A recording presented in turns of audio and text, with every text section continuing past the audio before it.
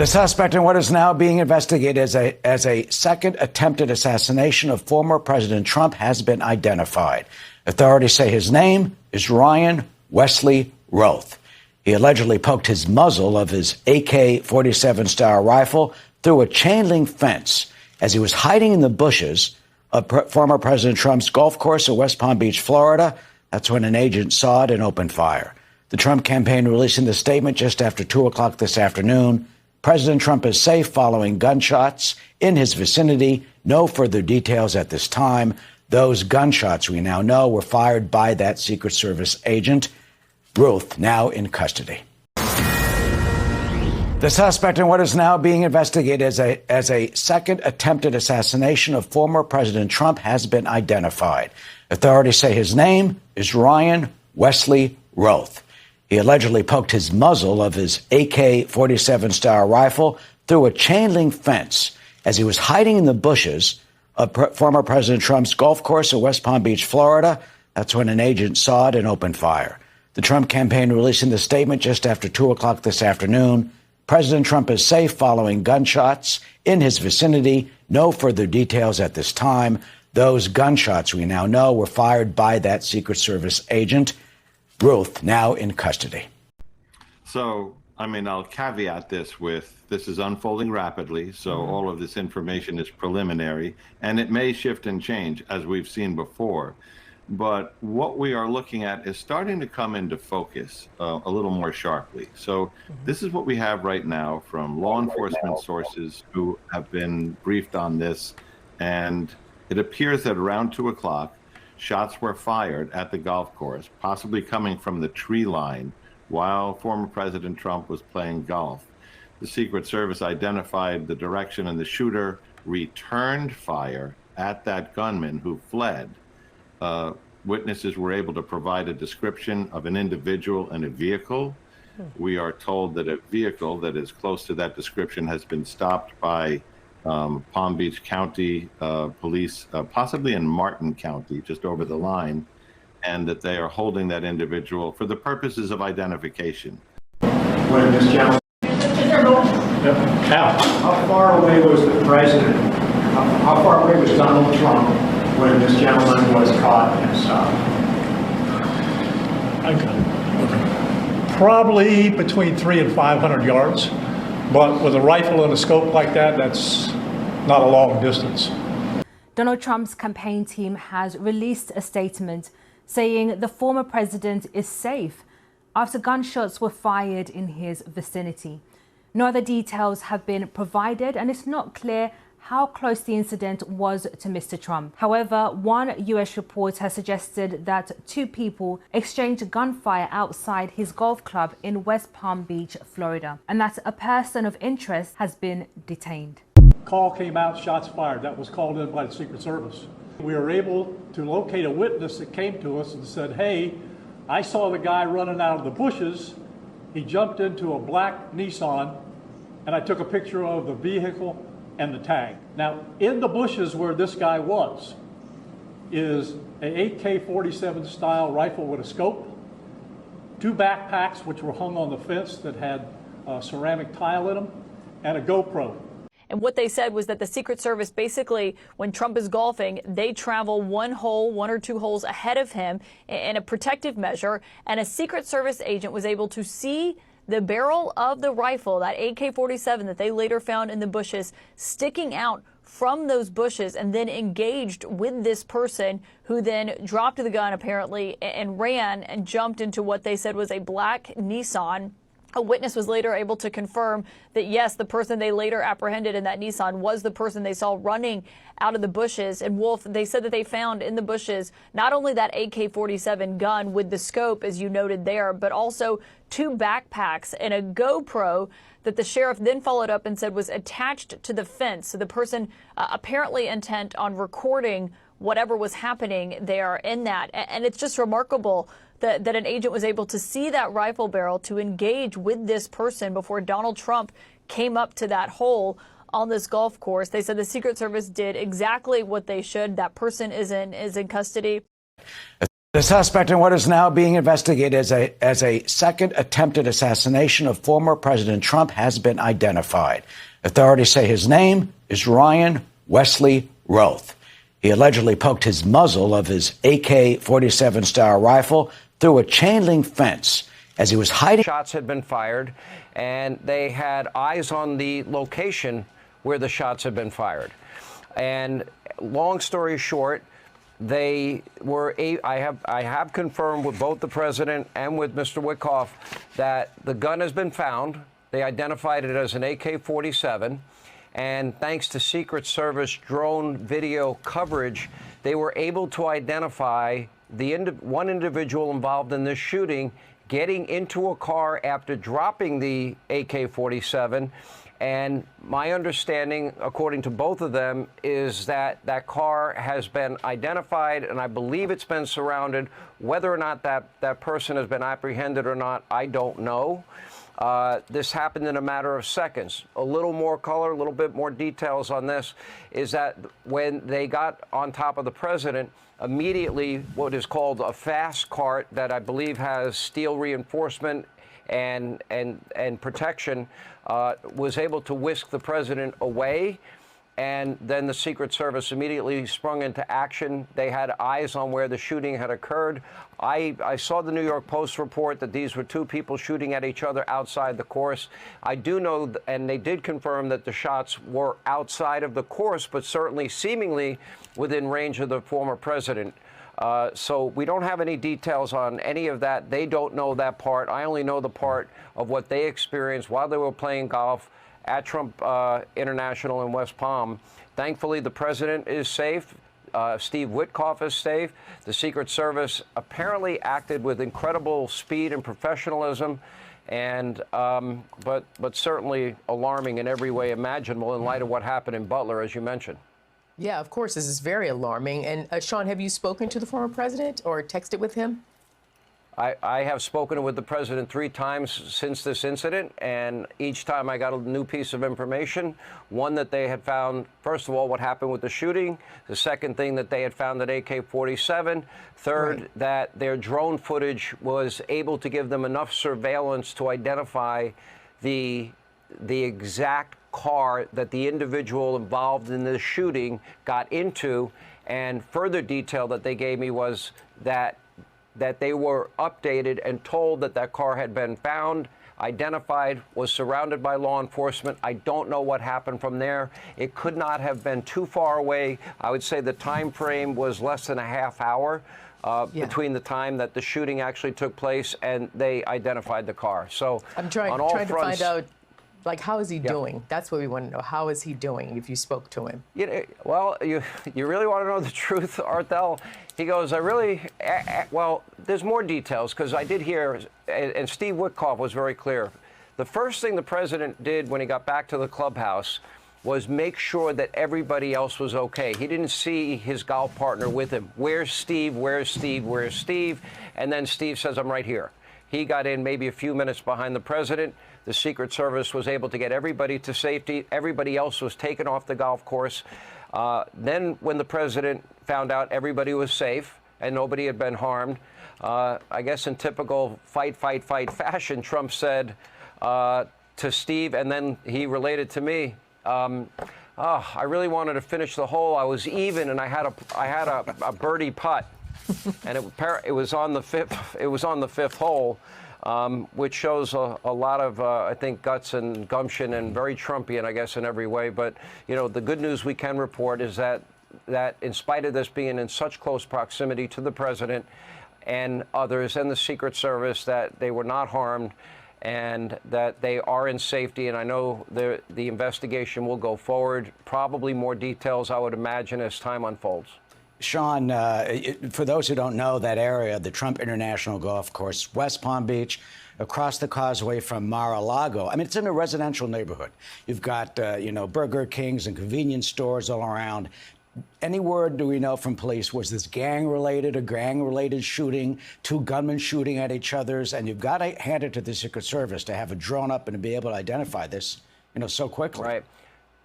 There was only one credible news report that I saw, and it was a part of News Corp, which runs the Fox News channel, came from the New York Post, that they believed the shooting was between two people outside of the golf course. But there's not a lot of details to that as of this moment. Now, I would assume we're going to get more information from the Secret Service. I know that there were at least 30 to 50 sheriff and West Palm Beach police there. They responded immediately. I happened to be driving in and around the area. I drove past Mar-a-Lago to see what was going on. There was a heavy police presence. Ever since the shooting in Butler, that had been a very common scene, but not like this. It was more active than usual. But you know, the fact that everybody's okay and 4 shots were fired, it's honestly, it's disheartening on one level, it's sad on another level, and it's scary on a level that, you know, somebody with an AK-47 could be that close to the president or former president and top presidential candidate, and, you know, just 50 days before an election. Yeah, Sean, you're right. It's very disturbing. Everybody's nerves are on edge.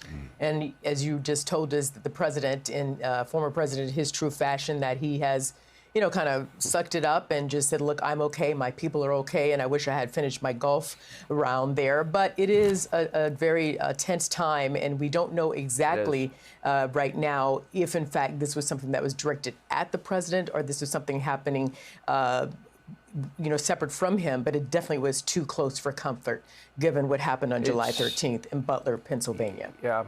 I think, Arthel, you're raising a really good question, and we'll find out. And I never like to rush to judgment, and it has served me very well in my career. And I think that's why we got Ferguson, Missouri right, and Duke Lacrosse, and UVA, and Freddie Gray in Baltimore. And early in my career, when the Atlanta Journal-Constitution said that Richard Jewell fit the profile of the lone bomber because he lived with his mother. I was on the air at the time. I didn't know that Richard Jewell was even listening to my show. I found out later. And I said, just because he lives with his mother does not fit the profile of somebody that would be involved in a bombing. So when situations like this do unfold, I think the important thing to do is wait for the details to come in. The good news that we can tell you, I can add one little piece to the equation, is that the president got home very late last night. He had a rally, I believe it was in Salt Lake. He flew in, maybe got to Palm Beach around 2:30 in the morning. And when I went to breakfast that was planned with Steve Witkoff and another friend of ours, and when I went to breakfast with them this morning, we went to our favorite diner, and it's called City Diner, by the way.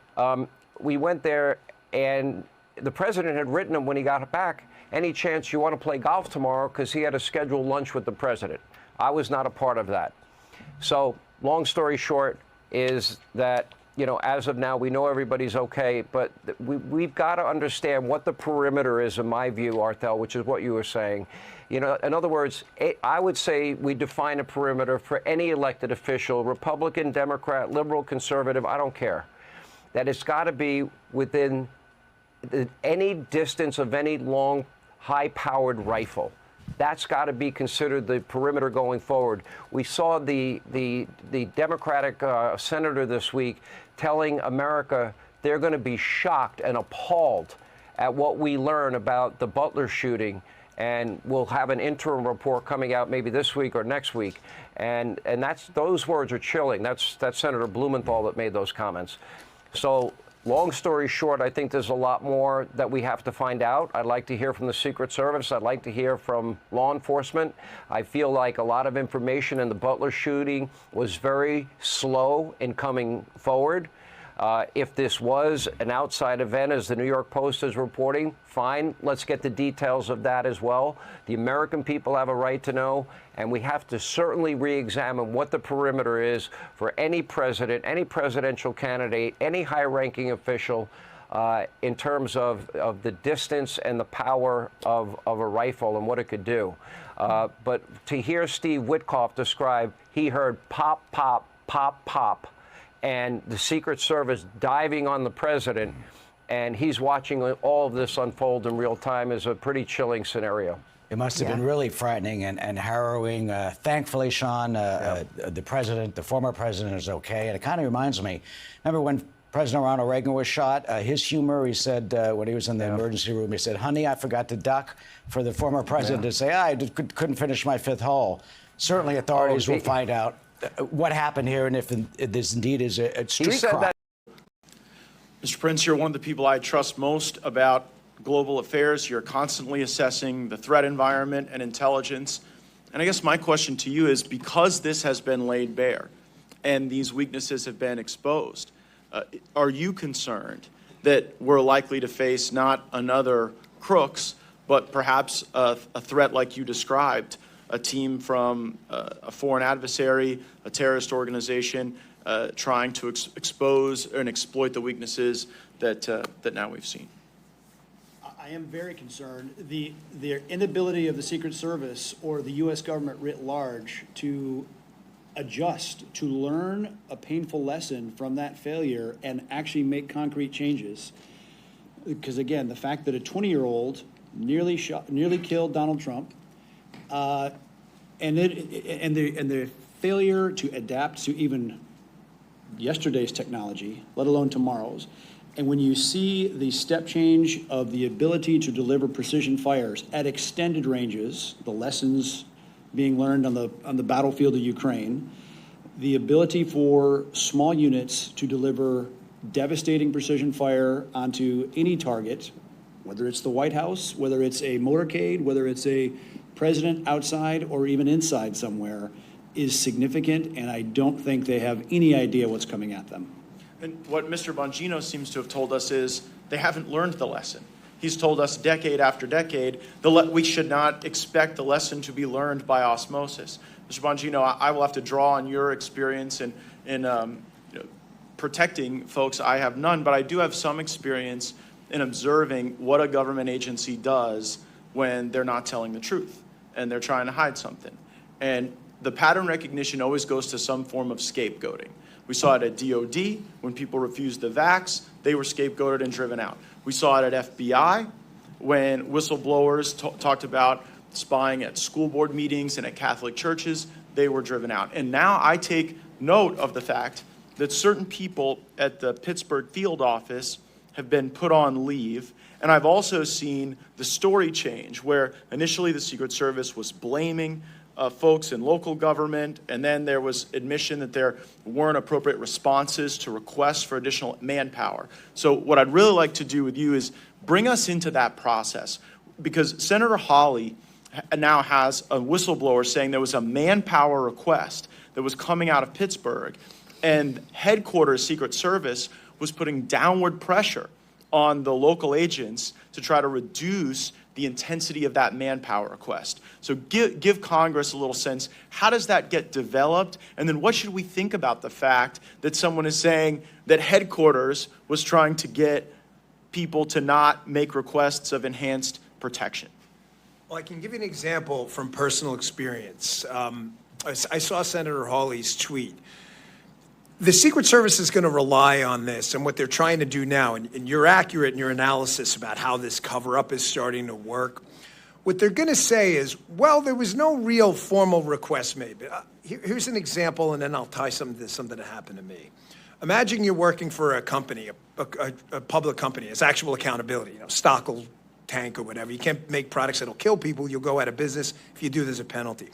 But imagine you're told by your safety guy, you're the CEO, and your chief safety officer says 50 to 60 times, hey, again, this widget has a defect. And if we put this out, it's going to kill someone. And it's clear after the 50th time that the CEO doesn't care.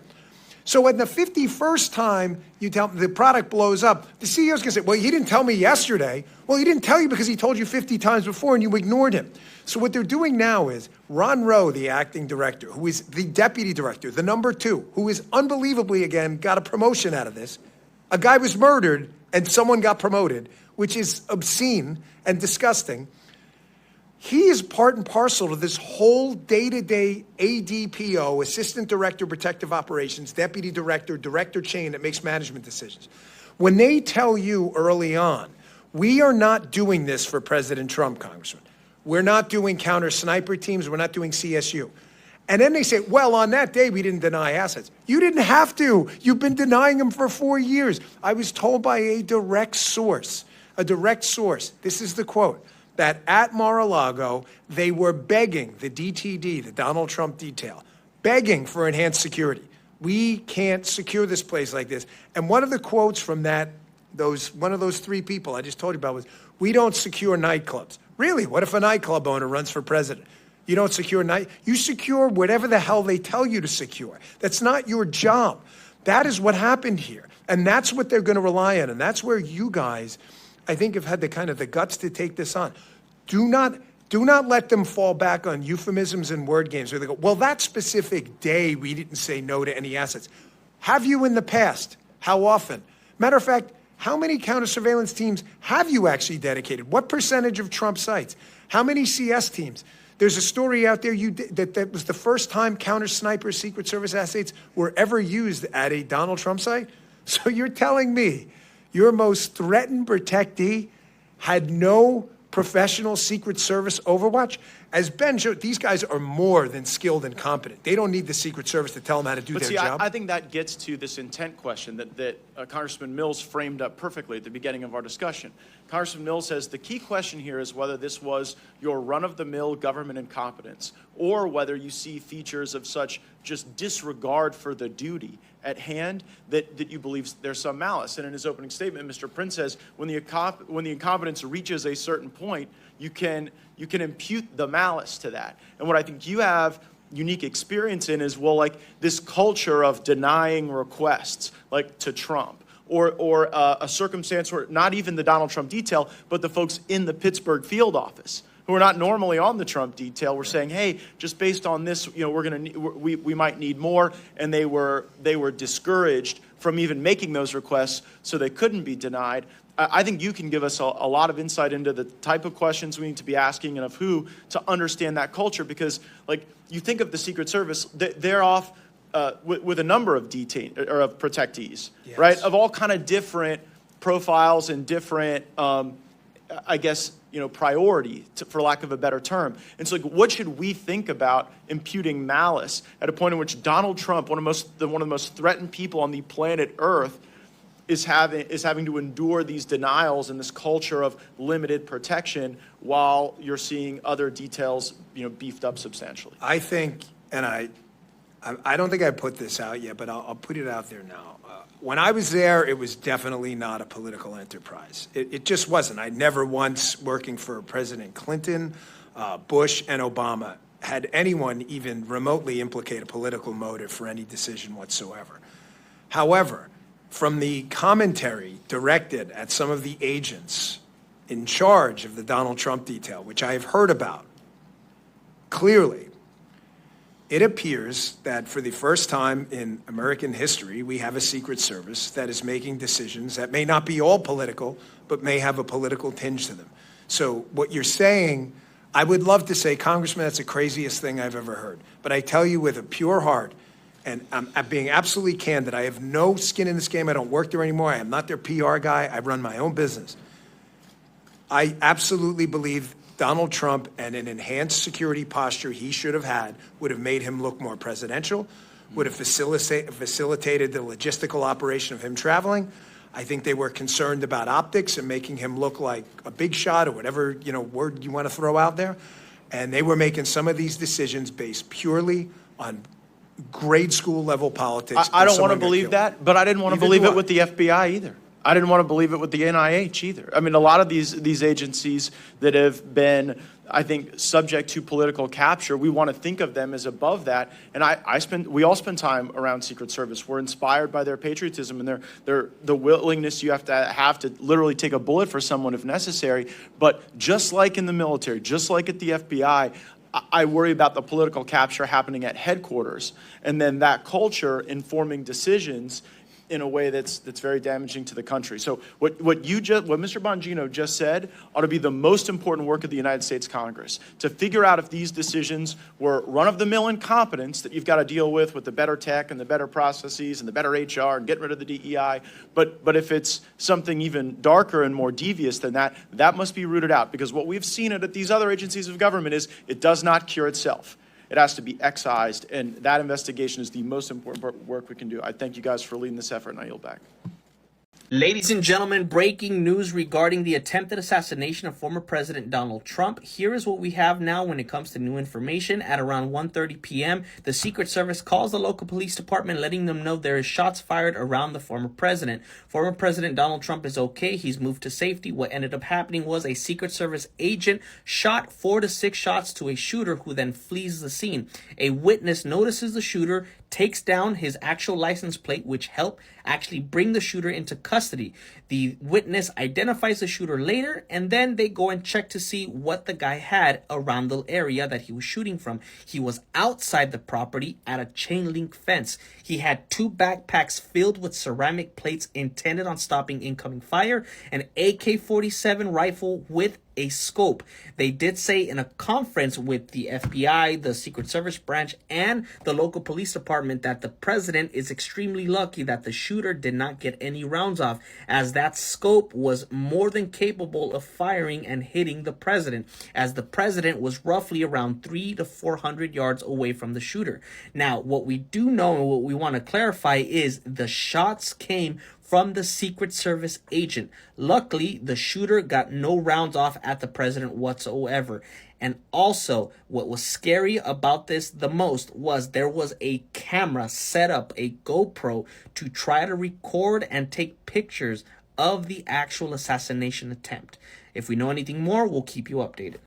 Okay, major update. Officials say that they now believe that that armed individual did intend to harm Donald Trump. Here are the details. Sources familiar with the incident say that Trump was playing golf in West Palm Beach and he was on the 5th hole when 4 shots were fired. The Secret Service jumped on Trump within seconds. It's reported that the Secret Service spotted a man carrying an AK-47 and they were the ones that opened fire at him. When this man was shot at, he started running and he dropped his rifle and a backpack which is believed to have a GoPro camera in it. Interesting detail.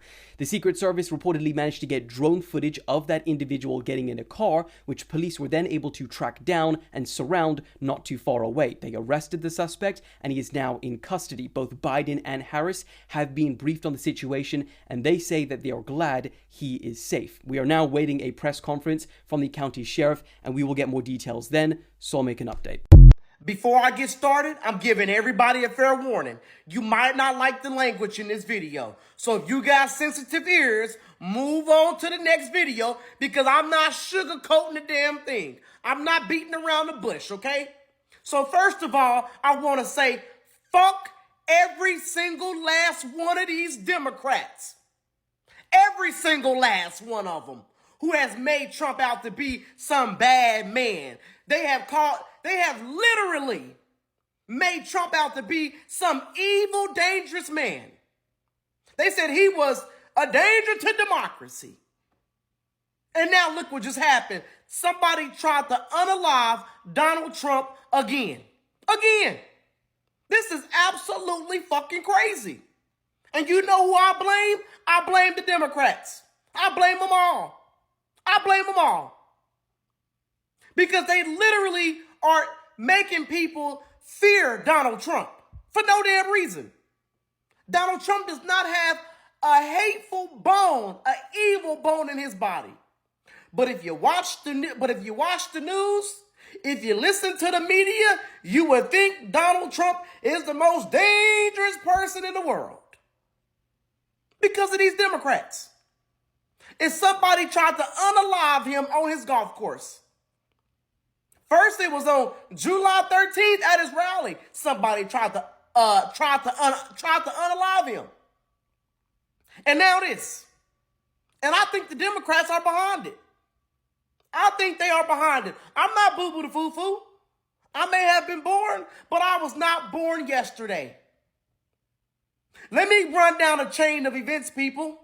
Okay? Let me run down the chain of events here. So when he ran for president, what did they do? Tried to ruin his reputation, ruin his character when he ran for president the first time. Then that didn't work and he won. Then they impeached him not once but twice.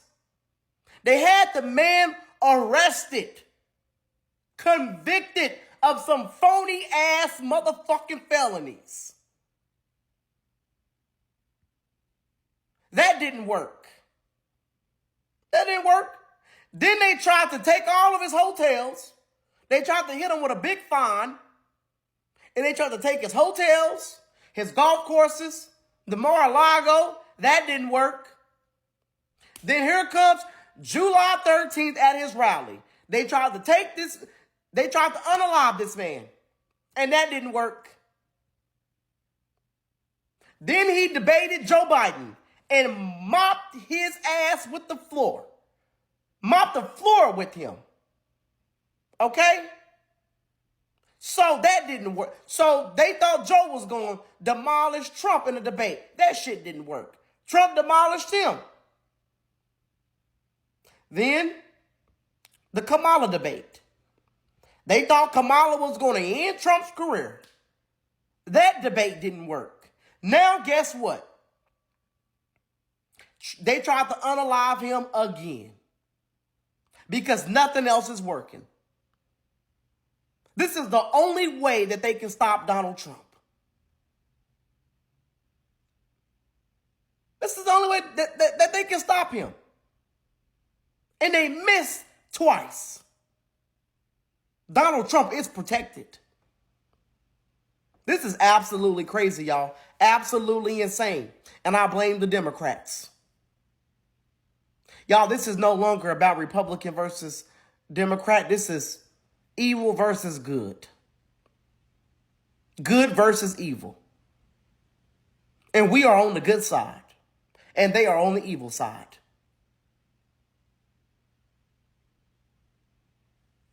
We must protect Donald Trump at all costs.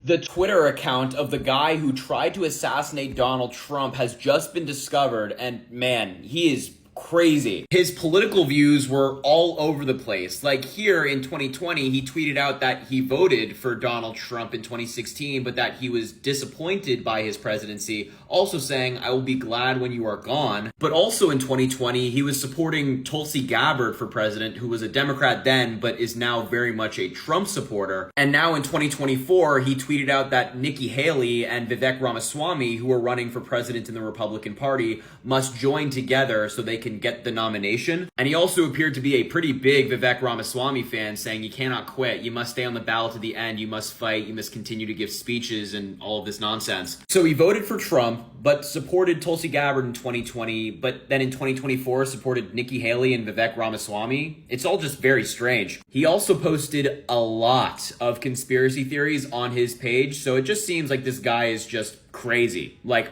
off his rocker. So somebody just now, a couple of minutes ago, tried to unalive President Donald Trump at his golf course. They just recovered an AK-47 at the scene, and there is new information forthcoming. Here's my thing. Isn't it funny how every president that ever tried to actually help the American people, actually tried to put the government in check, actually tried to do something for everybody, there was always an attempt on their life? Look at Ronald Reagan, Abraham Lincoln, Andrew Jackson, who tried to shut down the Federal Reserve. The FBI is now saying Donald Trump was the subject of an apparent assassination attempt. My question is this: how much more evidence do you need that Donald Trump is actually trying to save this country? The cabal would not be trying to take him out if this was not the case. But y'all are going to continue to go and stay on the Democratic plantation and vote for Kamala Harris. Watch, she's not going to comment on his assassination attempt. She's not going to comment on the fact that they tried to take him out. No one's going to comment on it. CNN don't want to say nothing. ABC don't want to say anything. I'm asking all of you black people to wake up. I'm asking every American to wake up, smell the coffee. They don't want Trump in office because he is the only thing standing between the American sovereignty and us being handed over to the globalists. All right? Period. Point blank. End of story. So twice in a 2-month span, you mean to tell me the former president of the United States of America literally gets pew-pewed at or pew-pewed around convincing story, bro. This is way too obvious. All right, just hearing about it. I sincerely hope there's no harm to the former president. But was this a valid attack on Donald Trump? Like, why are there similar negative occurrences around this individual? I mean, within 2 months of each other, there's no other attack on any other political figures other than Mr. Trump. If credible, Secret Service, y'all better get y'all act together and get control of your assignment to keep this individual and his family safe. Like, I can't help but to wonder what other countries are saying and wondering about the United States during these times. So the facts are a gun, a AK-47 style, was found along with a backpack and a GoPro next to each other. See, I understand distractions. I understand attention. I understand chaos injected into the mainstream media for an outcome of biases in current events. But America, please don't get to the stance where we normalize shit like this, so as to numb ourselves if it were to all of a sudden happen to another political official, and then perhaps someone claims, oh, it happened to me twice, so I'm a victim too. I know exactly what the person is going through, as if to say they tried to get me too, but they didn't. In other words, setting up the premise that he had nothing to do with it, or because it happened to him and he's a victim as well.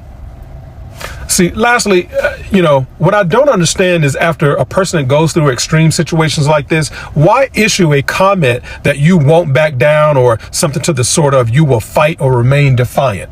Like, why? It's a very weird statement if you ask me. I'll leave you with this. So former President Franklin D. Roosevelt used to say, and I quote, "In politics, nothing happens by accident, and if it happens, you can bet it was planned that way." Franklin D. Roosevelt.